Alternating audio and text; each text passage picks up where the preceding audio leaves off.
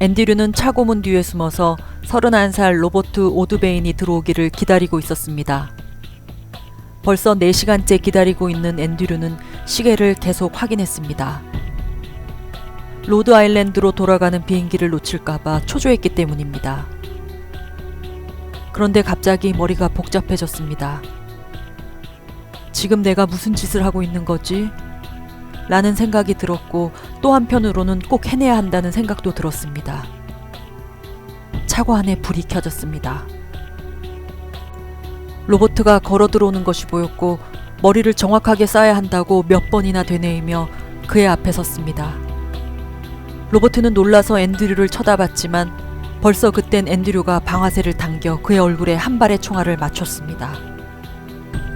로버트는 바닥에 쓰러졌고 바닥은 금세 피로 물들었지만 그는 또 한 발을 목에 싸서 로버트를 완전히 확인 사살했습니다. 그날은 비가 억수같이 내렸습니다. 앤드류 선은 이 사건으로 100년형을 선고받습니다.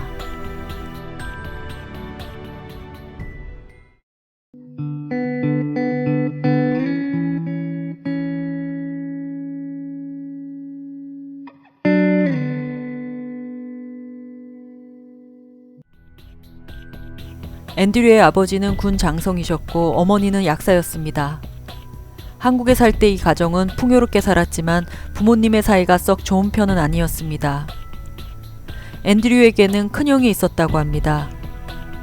을지로 아파트에 살 때 초등학교 3학년이었던 형이 옥상에서 떨어져 뇌를 다치면서 식물인간이 되어버립니다. 병원과 상의 끝에 연명치료를 중단하면서 이 가정의 첫째 아들이 사망합니다. 이 일로 아버지는 많이 절망하셨습니다.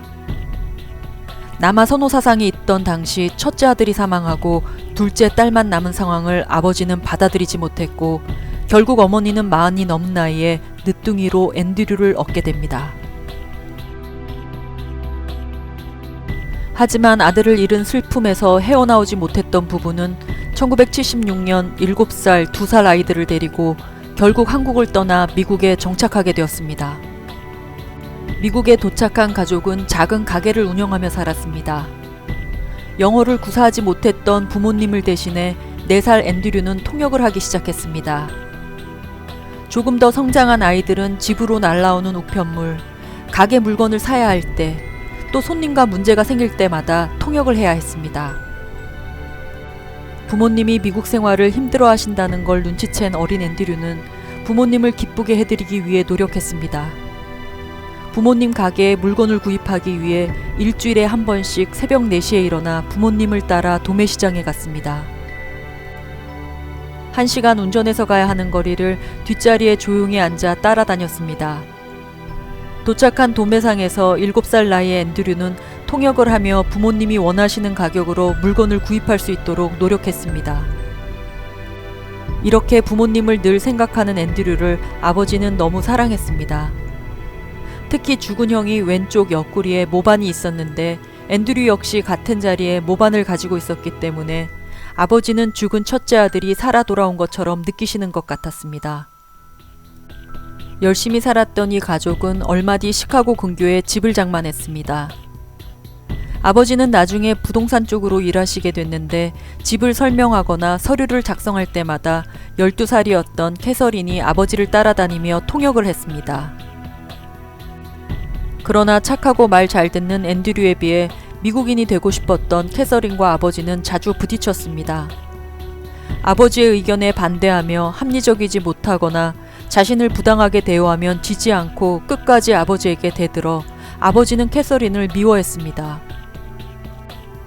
아버지는 죽은 큰아들이 어린 캐서린을 늘 돌봤기 때문에 캐서린 때문에 큰아들이 죽은 게 아닐까 하고 생각하시는 듯 보였다고 합니다. 그래서인지 캐서린의 작은 실수도 용납하지 않으셨습니다. 어느 날 캐서린의 멕시코 남자친구가 전화해 캐서린을 찾자 아버지는 남자와의 교제를 반대하며 캐서린의 뺨을 때리게 됩니다.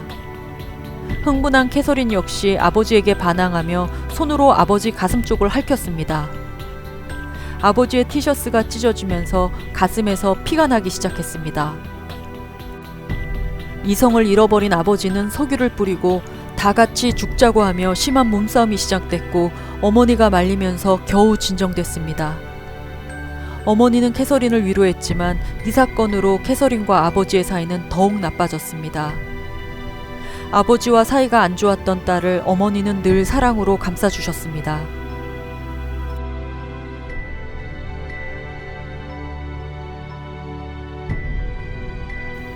첫째 아들 사망 이후 1985년 이 가정의 불행이 다시 시작되었습니다. 그의 몸이 좋지 않으셨던 아버지는 병원에서 정밀검진을 받았고 결국 암에 걸렸다는 사실을 알게 되었습니다. 앤드류와 어머니는 어떻게든 아버지를 살려야 한다는 생각밖에 없었습니다. 그해 여름 앤드류는 녹색 반바지에 흰 티셔츠 한 벌로 병원에서 살다시피 아버지를 돌봤습니다. 당시 아버지는 겨우 움직이실 정도였는데 꼬마 앤드류는 잠이 많았습니다. 앤드류는 끈으로 자신의 손목과 아버지의 손목을 묶고 아버지가 일어나시면 당겨서 잠든 자신을 깨워달라고 말씀드렸습니다. 그의 이런 효심은 당시 한인신문에 나올 정도였습니다. 캐서린은 절대 병원에 오지 않았습니다. 집에서 하는 일 없이 시간을 보냈지만 아버지를 만나고 싶어 하지 않았습니다. 하지만 이런 앤드류의 정성에도 불구하고 아버지는 그 해를 넘기시지 못하고 사망하셨습니다. 아버지가 사망하던 날 저녁 위독하다는 연락을 받고 저녁 7시쯤 캐서린이 병원에 들렀고 그날 저녁 10시 아버지는 사망합니다. 그녀는 사망한 아버지를 희끗 쳐다보고 집으로 돌아가 버렸습니다. 아버지가 돌아가시자 집안일만 하시던 어머니가 약사 시험을 보셨습니다. 그러나 영어가 어려웠던 어머니는 낙방하고 말았습니다. 어떻게든 아이들과 살아나가야 했던 어머니는 조그마한 세탁소를 운영하시기 시작하셨습니다. 하지만 아버지의 빈자리를 힘들어하셨다고 합니다. 어린 앤드류는 시간이 날 때마다 세탁소에 들러 어머니를 도왔습니다. 어머니는 그런 앤드류를 많이 의지했습니다. 그러나 이때부터 캐서린과 어머니는 사이가 조금씩 틀어지기 시작했습니다. 집안의 가장이 된 어머니는 사춘기인 캐서린을 감당할 수가 없었습니다. 캐서린은 고등학교를 졸업하고도 돈이 필요할 때만 세탁소에 들러 돈을 받아갔고 어머니는 그런 캐서린을 빈손으로 절대 돌려보내지 않았다고 합니다. 후에 캐서린 역시 엄마는 자식밖에 모르는 좋은 엄마였다고 증언했습니다. 캐서린은 시카고 피트니스 센터 트레이너로 일자리를 잡았습니다. 그리고 얼마 뒤 피트니스 센터 매니저로 일하던 로버트 오드베인을 남자친구라고 소개했습니다.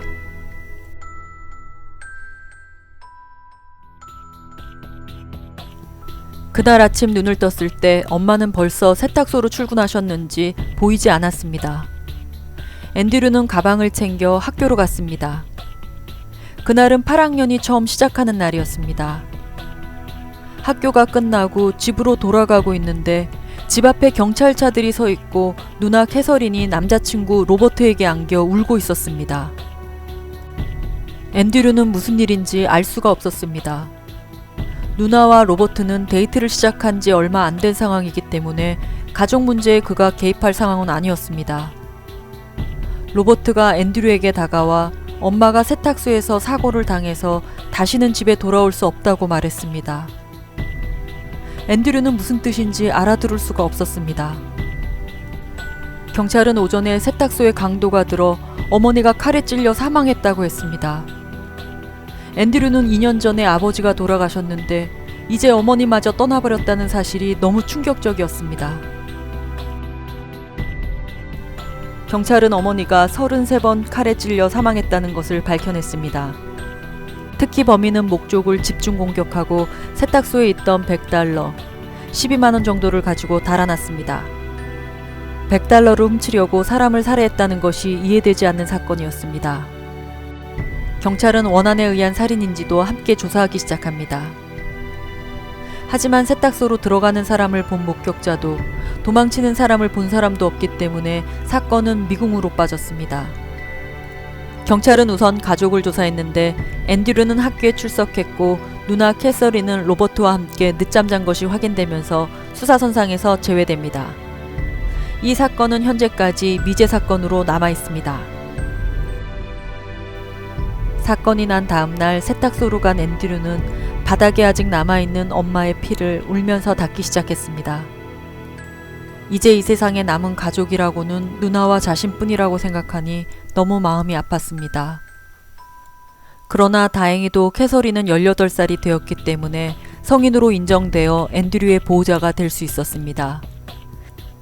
어머니가 사망한 날부터 로버트와 같이 살게 되었습니다. 어머니 방을 누나와 로버트가 썼는데 앤드류는 이 문제로 누나와 싸웠습니다.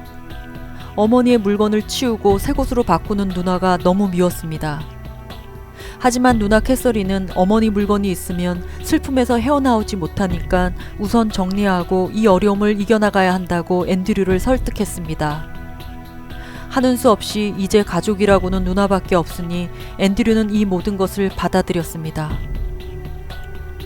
다행히도 어머니는 보험에 가입돼 계셔서 80만 불, 8억 2천의 보험금을 받을 수 있었습니다. 이 보험금을 어머니는 아들 앤드류 앞으로 해놓으셨는데 앤드류는 미성년자이기 때문에 보호자인 캐서린이 관리했습니다.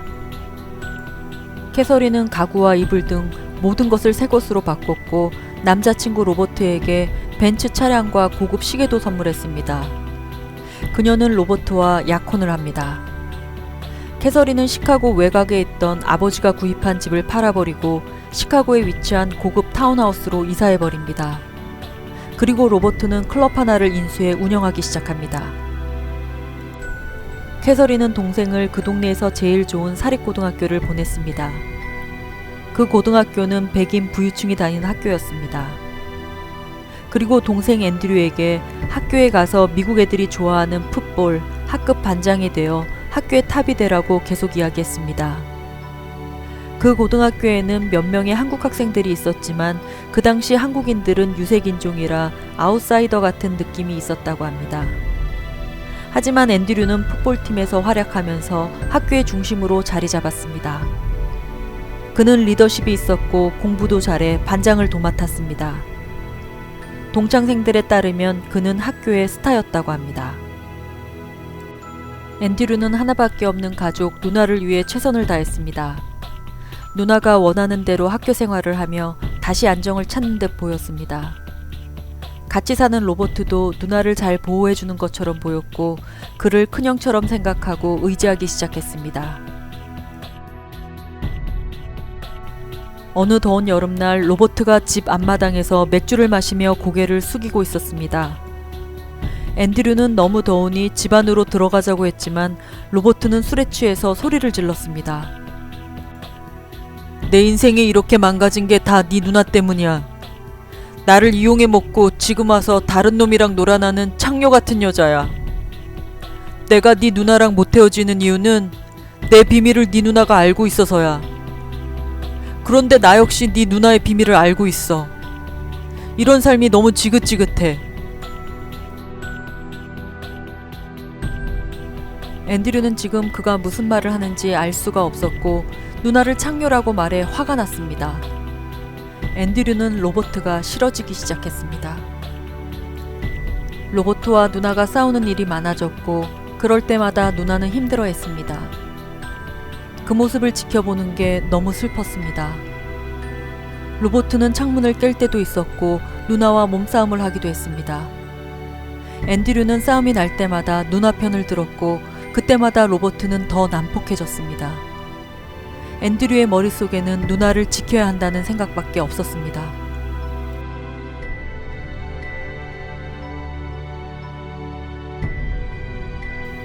드디어 고등학교를 졸업한 앤드류는 로드아일랜드 프라비던스 칼리지에 입학하게 되었습니다. 지긋지긋한 집을 떠날 수 있어 너무 기뻤습니다. 대학이 있는 로드아일랜드로 떠나기 일주일 전 누나와 앤드류는 함께 외식을 하기로 했습니다. 일식집에 앉아서 식사를 기다리고 있을 때 캐서린이 표정 없는 얼굴로 중요한 이야기를 해주겠다고 했습니다. 그녀의 얼굴은 영혼이 없어 보였습니다. 캐서린은 로버트가 피트니스 센터에서 해고당해 힘들어할 때가 있었다고 했습니다. 그녀는 로버트와 이런저런 이야기를 하다가 만약 자신의 엄마가 사망하면 보험금과 집, 세탁소를 정리하면 얼만큼의 재산이 자기한테 오는지 로버트와 계산을 했다고 합니다. 그리고 얼마 후에 엄마가 사망했는데 로버트가 혼자 이 일을 저질렀다고 고백했습니다. 자신은 이 비밀을 경찰에게 말할 수가 없었고 너무 괴로웠다고 했습니다. 앤드류는 너무나 큰 충격을 받았습니다. 이들이 서로의 알리바이를 증언해주면서 법망을 빠져나갔던 것입니다. 캐서린은 엄마를 위해서라도 로버트를 처리해야 할 것 같다고 말했습니다.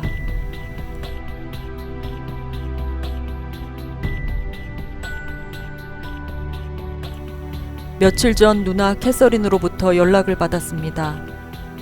누나는 울면서 로버트가 자신을 때린다고 했습니다. 앤드류의 인내심은 바닥이 났습니다. 캐서린은 시카고로 와줄 것을 부탁했고 앤드류는 25일 시카고행 비행기표를 샀습니다. 누나에게 자신이 모든 것을 알아서 처리할 테니 울지 말라고 위로했습니다.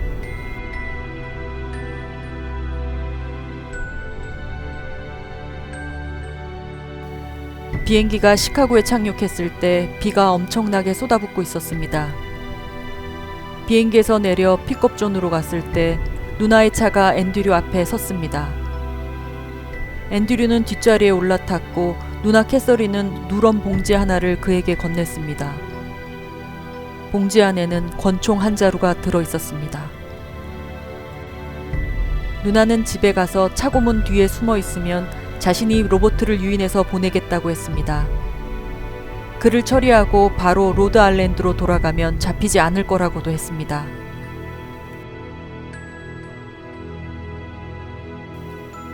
저녁 6시 55분 캐서린은 자기 차가 고장났다고 로버트에게 전화했고 집에 가서 다른 차를 가지고 자신을 데리러 오라고 했습니다.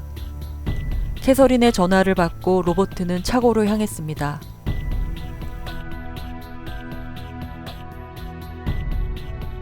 앤드류는 차고에서 로버트 오드베인을 살해합니다.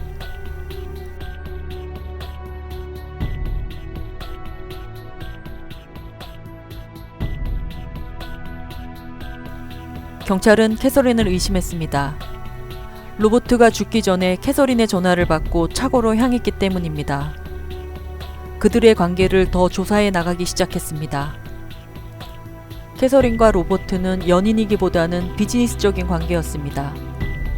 캐서린 어머니의 사망금으로 로버트가 사업을 시작했고 그 돈을 로버트가 몰래 가지고 가 도박에 쓴 것으로 그녀는 생각했습니다. 캐서린은 돈만 축내는 로버트를 끊어내고 싶어 했습니다. 그러나 돈벌이가 없었던 로버트는 어머니 살인사건을 경찰에 신고하겠다고 캐서린을 협박했다고 합니다. 이것이 살해 동기가 되었을 것으로 추정했습니다. 또한 로버트의 25만 달러 보험이 약혼자 캐서린 앞으로 되어 있었습니다. 경찰은 캐서린을 용의자로 지목합니다.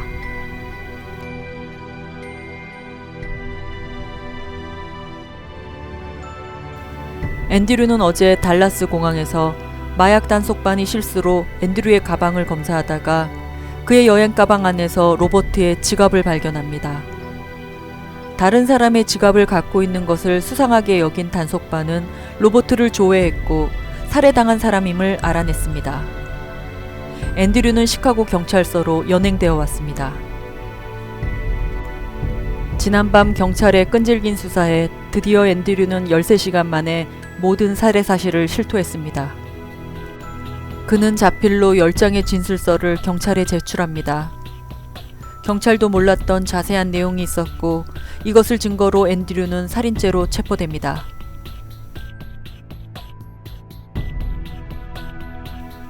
캐서린의 변호사가 두리번거리면서 캐서린을 찾기 시작했습니다. 그녀는 보이지 않았고 재판은 시작되었습니다. 캐서린이 사라진 것은 그녀가 범인이라는 또 다른 증거라고 배심원단들은 생각했습니다. 어이없게도 그녀는 도망쳐버렸습니다. 시카고 경찰은 캐서린서를 지명수배합니다. 6개월 뒤에 캐서린은 하와이에서 체포됩니다. 그녀는 하와이로 도망가서 다른 이름을 사용하며 남자친구까지 사귄 상태였습니다. 그러나 하와이에서 알게 된 친구가 TV를 보다가 그녀의 수배 사실을 알게 되면서 곧바로 경찰에 신고합니다. 캐서린은 체포되어 가석방이 없는 종신형을 선고받았습니다. 그러나 그녀는 끝까지 무죄를 주장했습니다.